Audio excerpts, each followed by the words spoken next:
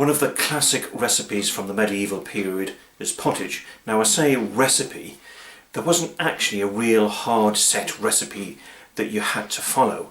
Basically, pottage was a cross between what we would know as a soup and a stew nowadays. And it was made from whatever was available, and it was eaten by all classes of people. Now, at the lower end, for the peasants, it would be a very watery pottage because they had fewer ingredients to put into it, and it would be almost entirely vegetarian. Whereas the richer people had meat in their pottage and even some spices as well if they were really, really rich. So what we're going to have a go at doing in our 21st century kitchen now is to make a pottage which would have been consumed by the richer people in medieval society. And that means we're going to be including some meat. Now, this is game. It's most of this has already been cooked. So in there we've got squirrel, pigeon, rabbit and duck. And as I say, some of this has already been cooked, and that's all going to be chopped to go into the soup, into the pottage as well. And we've been storing it in a very 21st century sweet box. As the stock, what we're going to do is add this. This is gelatine, and it's been made from pig's trotters. And every part of the pig, indeed every part of any animal that was slaughtered in the medieval period, was used. No waste at all. And we're going to add in a couple of cabbages. Now these have sort of slightly manky leaves on them, and back in the medieval period those manky leaves would have just been taken off and fed to the pigs. We're not allowed to do that nowadays because we're not allowed to feed kitchen waste to our animals, to our livestock. It's illegal to do so. It all goes back to the foot and mouth problem that we had over a decade and a half ago. Now, in the medieval period, beans were important. These are beans that have been actually in our freezer for about 3 or 4 years, so we're needing to use them up. And they are broad beans. Now, beans and peas and pulses were grown very widely. It was a very common crop back in the medieval period. And for people at the lower end of the social scale, it was really important to be consuming beans because you weren't getting meat, and the beans and the peas provided you with your protein. And we're also going to be chucking in some runner beans, some chopped runner beans, and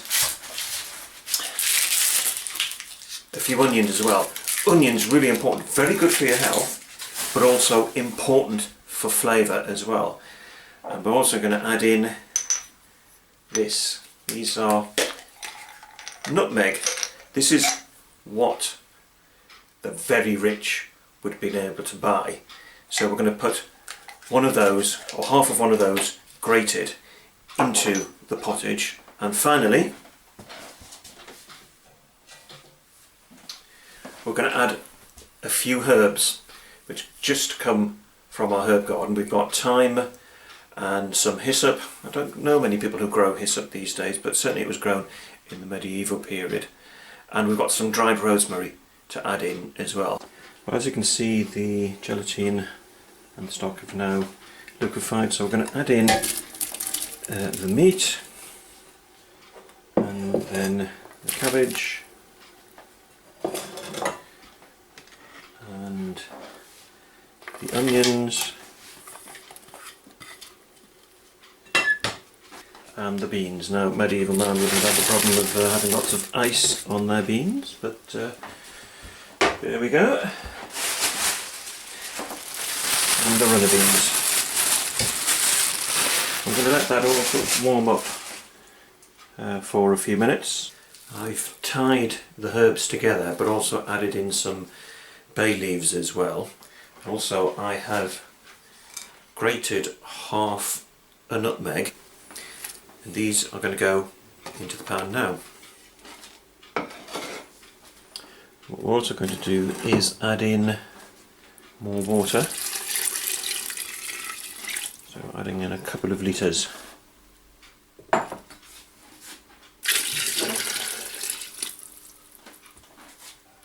And then we'll bring that up to the boil. After it came to the boil, we turned the heat down and let it simmer for about an hour and a half, and this is now ready to be served. Here goes.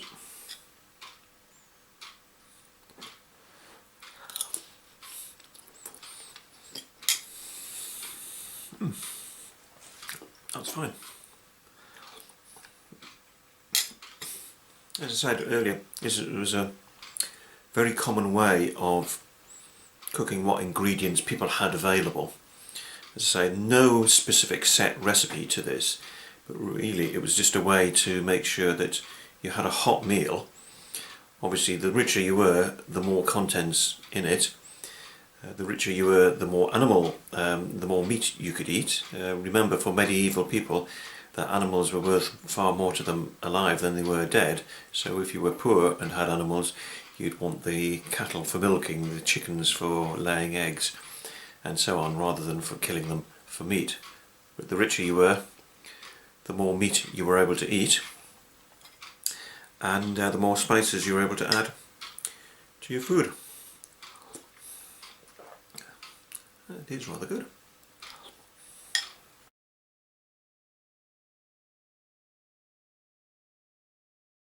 Well, here we are in the 21st century. The vast majority of people rely on supermarkets and food manufacturers to get them the food that they consume. What a massive difference that was compared to back in the medieval period, where people generally had to be self-sufficient. They produced the vast majority of the food that they ate themselves. There's another key difference between modern day life and medieval life. Nowadays we are unbelievably wasteful, particularly with the food that we consume. Typically, a quarter to a third of the food that households buy in supermarkets ends up being wasted, ends up in the bin. What an unbelievable waste that is. But that was not the case back in the medieval period. Everything was squeezed out of the food supply. Nothing was wasted. So what we're going to do today is we're going to show you how to cook these. These are pig's trotters, and actually you get quite a large quantity of usable food from them. So we're after the meat on those hooves, but we're also after the gelatine as well, because we're making some game pie and we need the gelatine to add to them. In the pan we have 4 pig's trotters plus some pork belly bones left over from a meal that we had recently, and I'm going to add in a litre of stock that we made from boiling up the game that's going into our pies. So here are the bones and the stock. What I'm going to do now is just add water to this so that all the bones are covered. So I'll put the pan back on the cooker and we're going to bring these to the boil. Back in the medieval period, those households with their pigs, they would have fattened them up in the late summer and early autumn, which is the period that we're in now. If you had foraging rights in the local woodland, you would have taken your pigs there. They would have eaten the acorns, the conkers, the haw-berries, rose hips and so on, and they would have been fattened up, and most of those animals would have been slaughtered in time for the winter, so you had a meat supply over the winter, but it also meant that you weren't feeding large numbers of animals over the winter as well, when your feed supplies were quite restricted. Not all animals would have been slaughtered. You would have needed some breeding animals for the following year, and something such as your ox, which would have been the tractor of its day. Obviously animals like that would have been kept, and you would have had to ensure a supply of feed for them to get them through the winter. The pan's now come up to the boil, and I've turned the heat down. I'm going to let it simmer for at least an hour and a half, and I'm going to add in some fresh herbs from the herb garden. The trotters have been simmering away for about 2 hours. I've taken one of them out of the pan now, and what we're looking to do is just see how easily the meat falls away from the bones, and it's literally just peeling away quite easily.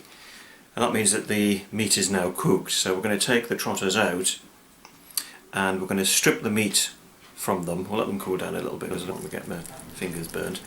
And then we'll put the bones back in to the pan with the juice there and boil them up for a bit longer to make sure we get all the gelatine out of it. The last time I boiled up pig's trotters to get meat off them, I did get a reasonable amount of meat. Sadly, today we've got that little bit there. Now you could be forgiven for thinking that that is a bit of a wasted exercise, but it's not. We're after the gelatine. That's the main reason why we're boiling up those bones. But what we've also been able to strip from the bones is this. This is the skin and gristle and the sort of little bits of flesh around the ankle bones, and that's an extremely important source of fat. And indeed, what we are planning to do with that is to render it so that we can extract the fat. So basically what happens is we boil it up in water and then we put it through a sieve like we have done here. This is from another set of bones that we've been boiling up today, and that is a really good source for pig fat for lard. And back in the medieval days that would have been used as a source for calories, but also the fat can be used for preserving some perishable foods as well. So we'll put the bones back into the liquid in which the trotters were boiled up, and we're going to apply heat to these, and we're going to let these come back to the boil, and then we're going to simmer them for about another hour. Make sure we squeeze the last bit of gelatine out of there. Now on the back of the cooker here is a pan of the sort of gristle and skin that we've taken from another part of the pig, and that is actually what is being used to make the lard. Well, this has now had long enough and it's time to strain it through a sieve. It's now 24 hours since I extracted the gelatine from the pig's trotters, and we will know it's worked if the stock that the gelatine was in has set. And as you can see, it is set as a rather nice jelly.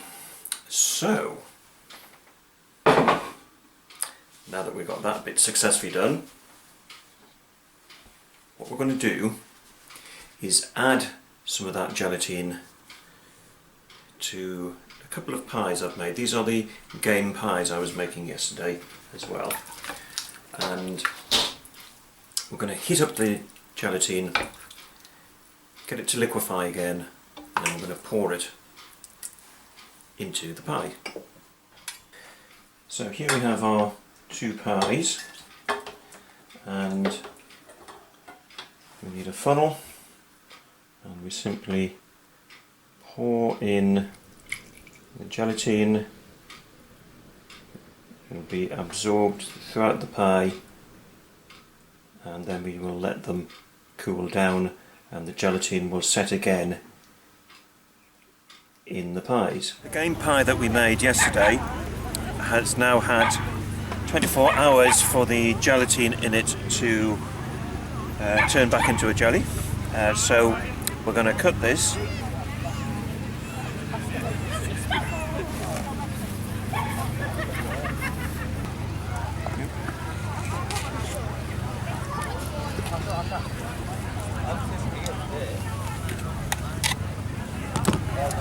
So, didn't all quite come out in one piece, but here goes.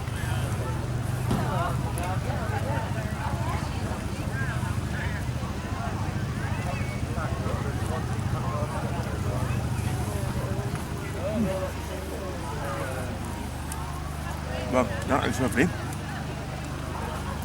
Sadly, the second pie that we had, we put into a competition here at the Bow Show, and it didn't win any prizes.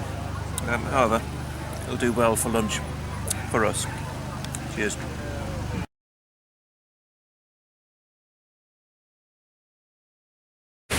Back in the medieval period, the Blackburn here would have had a much greater rate of flow than it does now. Our modern activities and modern house building have diverted a lot of the water away from the stream, but we were pretty certain back in the medieval period there's a lot more water flowing here than this, like many of the other streams and rivers that went into the Tyne, that flowed into the Tyne. This would have been a freshwater stream capable of maintaining a fish population, and in particular fish such as trout and salmon. Now, fish was important for medieval people because the church stipulated on certain days of the week you weren't allowed to eat meat, so fish was your alternative. And because medieval man had to eat locally, they weren't importing their food, then a stream such as this that was able to maintain fish or provide fish was important for your diet. So back in our 21st century kitchen, we're going to have a go at cooking the recipe for fish that they may well have used back in the medieval period.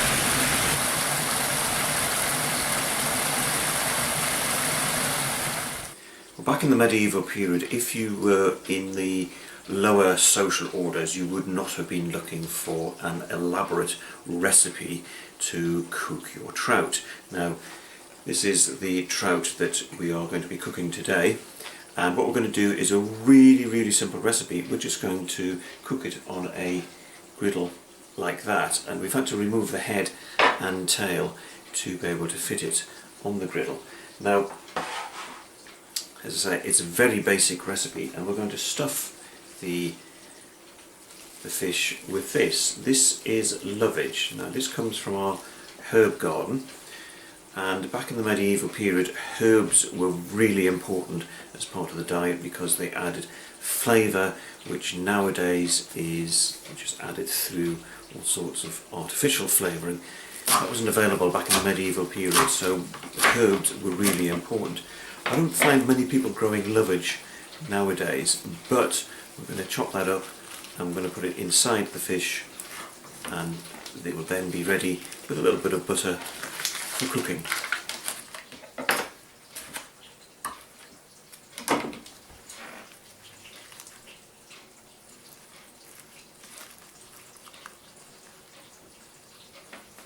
So here's the fish ready to go onto our 21st century electric cooker. Now, back in the medieval period it would have been cooked over charcoal, and again that's another reason why woodland was so important, because it provided many of the things people needed, and in this instance it provided cooking fuel.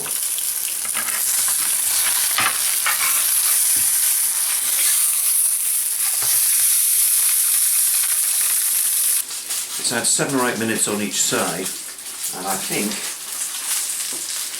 this is now ready. I'm going to sample this now, and I'm using a fork, and the thing to remember about forks is that they came into England after the medieval period. So I'm doing a 21st century cheat here. And one of the things that we really should do more of is to grow lovage, because it's, as I say, it's so few people actually grow it these days. But it is a very tasty herb and vegetable. It can be used as a vegetable as well. So if you see it, any seeds or plants, get it into your herb garden. Actually, it's very pleasant.